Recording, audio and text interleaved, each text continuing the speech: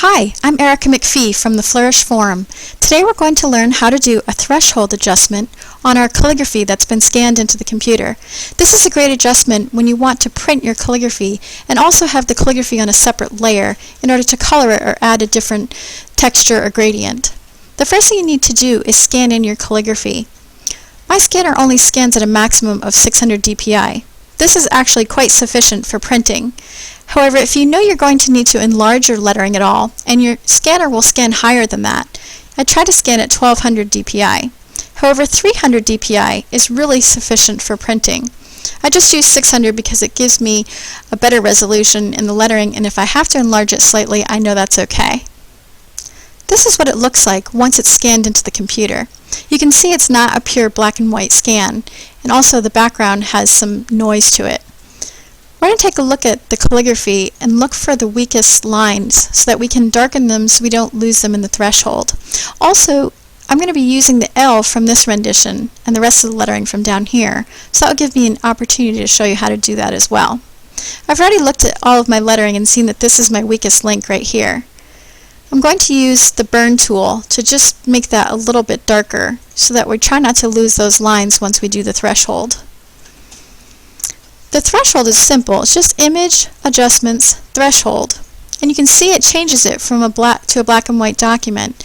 However, you need to increase this to see all of your lines. With calligraphy, I start around 210, which is usually just about right. I don't like to go above 220 because then you start getting this noise on the screen. I've taken a look at this document and 218 is about right. This just takes a little playing around with, but I suggest starting at 210 first. And then you can see, voila, it was very easy, and now our lettering is black and white. This is going to enable us to select just the lettering and transfer it to its own layer. The next thing I do is look at my lettering and see if there's anything that needs to be corrected. Again, we're going to go back to this little area where I lost a little bit of the lines. Sometimes you may even have a completely blank space there. It's easy to correct though. You can see at 300% the pixels on the lettering, but that won't show once it's printed. You simply use your lasso tool and then look for the line that's closest to this area. This is a little too thick, so I'm going to choose right here. And then you can do this by doing either Control J or Layer, New, Layer via Copy. You then have this layer here that has the line you can place over that spot. It doesn't match up exactly, so you need to do a quick free transform, which is either Control T or Edit Free Transform. You can then rotate the layering to get it to match up where you need it to. And then hit Enter. You can see there's a little bit of shadow left behind on the background layer, so I'm going to select that and then erase it. And then do Control E to flatten it again. Or you can do Layer, Flatten Image, or Merge Layers. I'm going to look at the rest of my lettering now. Oh, I see a little bit on this L here where I'd like to just clean off the end. You just erase it. And I come down to my other lettering. I see there's a little bit of an ink splotch right here by the V. So I'm going to erase that as well.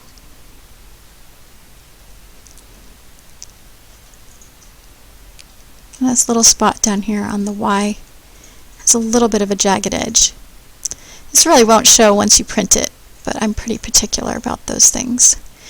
And sometimes I do like to flatten out the tops of my letters if I haven't done that with the pen. In this case I did not, so I'm going to flatten it a little bit. I'm not going to worry about the dot on the I because I wasn't happy with how this came out, and I'm going to show you how to do that afterwards with your brush tool.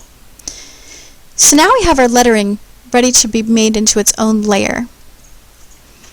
Once I do this, I do File, New, Create a New Document, and this can either be the size of what your finished document is going to be or a little bit larger so you have room to work with it.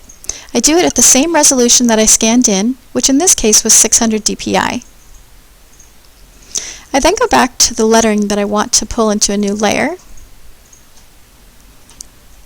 use my magic wand tool, try to find the thickest line that you can because it's easiest to select it, And also look to make sure that all of your marching ants are there and you haven't lost any of your lines in the selection. You then mouse over it until you get the little scissors tool and pull it to your new layer. I like to name my layers right away because they do tend to add up and then it's difficult to tell which is which. And then to do the rest of the lettering, just use your magic wand, select. And you can see with this it didn't select all of the lettering because there's a gap here. So you just hold down your Shift key and then select the next part. And there it captured all of it. You can drag this over. And there you have your layers. We're now done with the scanned copy. I don't need to save it because it automatically saved to my computer without the adjustments to it. So now we can work with this document that has our new layers in it. You should always save your document right away, otherwise you may lose that work that you've already done. I'm just going to call this Threshold. I do save it as a Photoshop file because I do a lot of work in these files, and that way I won't lose any of the quality of my lines. Then I like to look at the lettering itself and see if it needs to be adjusted in any way. I pull down a guide to make sure that it's lined up.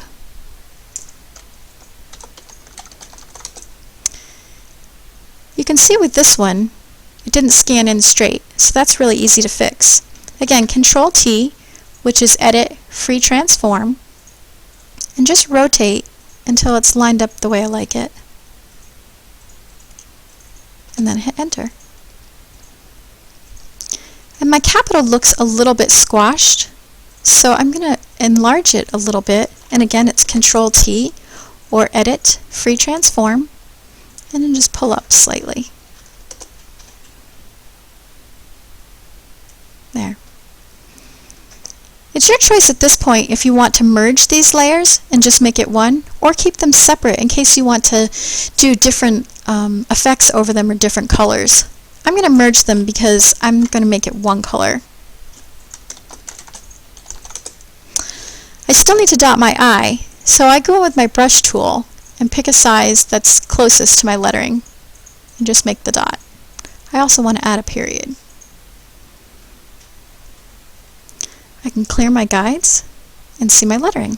So this looks pretty good. However, you can see that there's still some pretty thin lines here.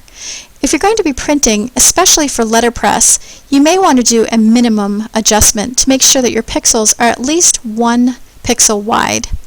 The way to do this is really simple. With your layers selected, go to Filter, Other, Minimum. It will then give you the choice to say how large or how many pixels minimum you want it to be. In this case, we only want 1. You can see that it definitely makes a difference in terms of your line quality. However, it also affects your thicks and thins. In some cases, when I'm just printing regularly, I like to keep my thicks and thins. But if I'm printing for offset or for letterpress, I always do a minimum adjustment so that I'm sure not to lose any of my line quality. At this point, you're actually ready to submit this for printing. If you wanted to submit it to a letterpress printer, or even sometimes an offset printer, where you would tell them which color you would like them to use.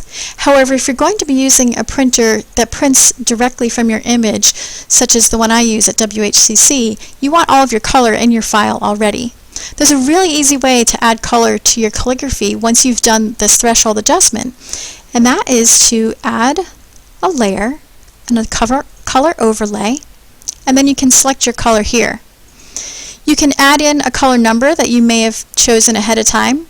You can move around until you pick one you like, or you can go in the color libraries and you can actually see the Pantone colors here and select one so that you can tell your printer which color you're using, and you'll be sure to get a good match. However, you do want to look at what the Pantone color is when it's printed, because it will look different than how it looks on your screen. Ta-da! You can now see your colored calligraphy. There's various ways to add colors to your calligraphy, and some people like to add colors using the paint bucket, which you can definitely do. The problem is, when you do that, you're actually degrading your line quality a little bit.